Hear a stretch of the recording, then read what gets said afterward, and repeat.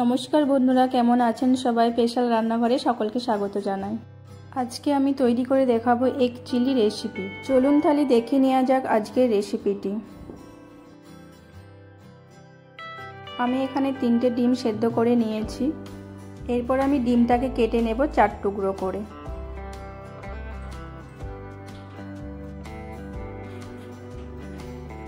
দেখতেই পাচ্ছ আমি ডিমটাকে কেটে নিচ্ছি। বাকি দুটো ডিম আমি এভাবেই কেটে নেব। দেখতেই পাচ্ছ আমি ডিমগুলোকে কেটে নিয়েছি।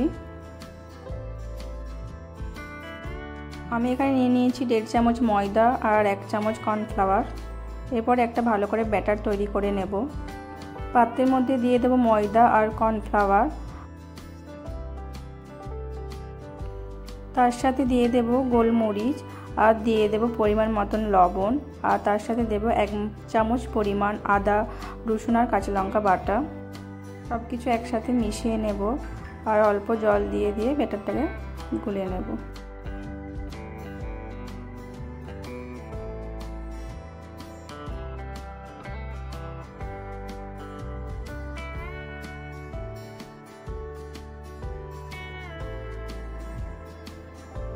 ব্যাটারটা খুব পাতলা হবে না আর খুব গাঢ়ও হবে না।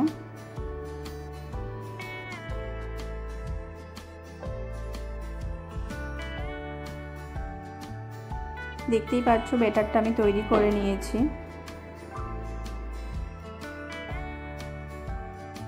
একটা বাটি নিয়ে নিয়েছি, তার মধ্যে সমস্ত সসগুলো মিশিয়ে নেব। তার মধ্যে দিচ্ছি 2 চামচ পরিমাণ সয়া সস, আর দিচ্ছি 1.5 চামচ পরিমাণ চিলি সস, আর তার সাথে দিচ্ছি 2 চামচ পরিমাণ টমেটো সস। এগুলোকে ভালো করে মিশিয়ে নেব।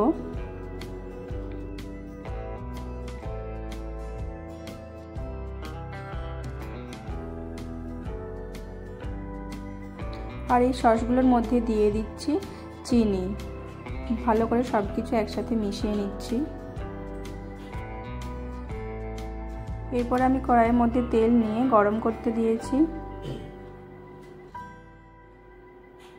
এরপর ডিমের টুকরোটা ব্যাটারের সাথে ভালো করে মিশিয়ে নিয়ে আমি তেলের মধ্যে দিয়ে দেব।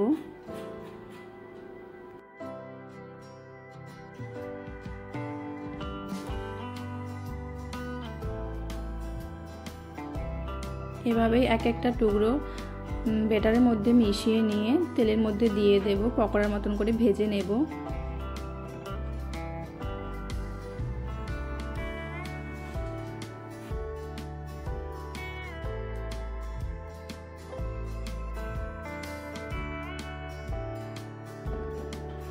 এরপর আমি ডিমের টুকরোগুলোকে উল্টে নেব।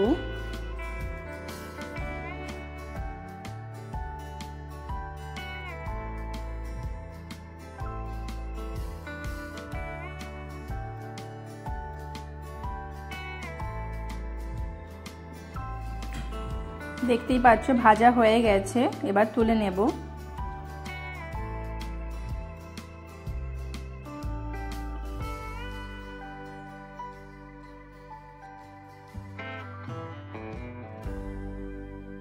এবার ওই তেলের মধ্যেই দিয়ে দেব রসুন কচানো, আর তার সাথে দেব ক্যাপসিকামের টুকরো, পেঁয়াজের টুকরো আর 4টে কাঁচা লঙ্কা।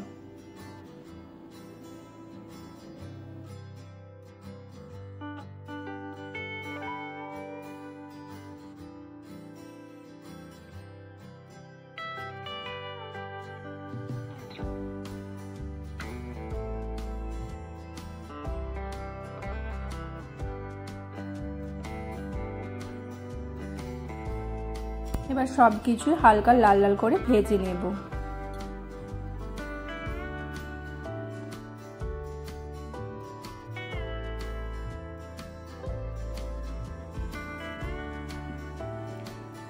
এর মধ্যে অল্প লবণ দিয়ে নেড়ে চেড়ে নেব।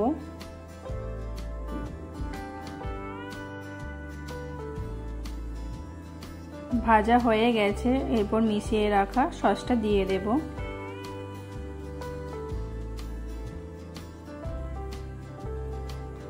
দিয়ে সবকিছু একসাথে মিশিয়ে নেব। সস লেগে থাকা বাটিতে অল্প জল নিয়ে এর মধ্যে দিয়ে দেব।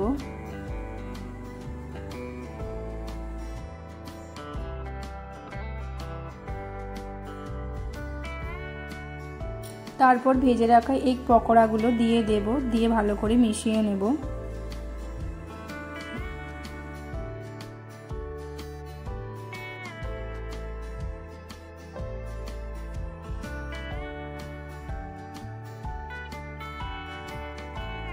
এরপর এর মধ্যে দিয়ে দেব গুলে রাখা কর্নফ্লাওয়ার,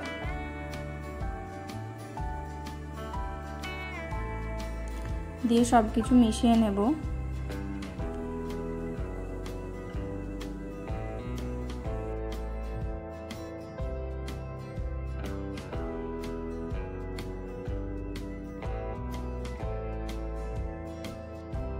তৈরি হয়ে গেল এগ চিলি রেসিপি। পরিবেশন করে দেখাচ্ছি। আজকের রেসিপি যদি আপনাদের ভালো লেগে থাকে অবশ্যই লাইক, কমেন্ট, শেয়ার করে দেবেন। চ্যানেলটি অবশ্যই সাবস্ক্রাইব করে দেবেন। ভালো থাকবেন, ধন্যবাদ।